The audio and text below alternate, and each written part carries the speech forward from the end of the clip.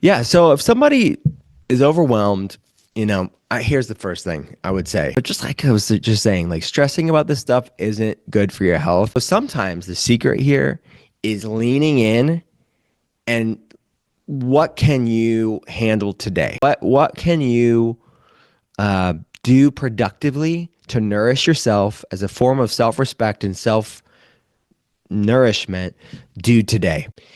And we live in such an amazing time, but it's a double-edged sword where you have a lot of information at every click of a button.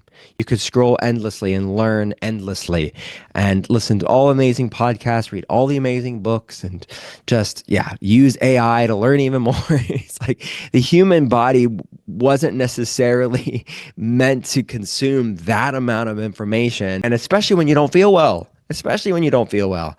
So I would say the first you know, cleanse or detox, whatever you want to say, healthy boundaries is what's your healthy boundaries with technology? What's your healthy boundaries with information? Because if you look at I think sometimes there's so much information that the vessel can't contain it, and that creates more anxiety and more stress. So sometimes it's like, all right, learning when to stop consuming content, learn when to stop consuming information. Can you be diligent with what you already know? Next tip I would say is to look at what I would call the inflammatory core four.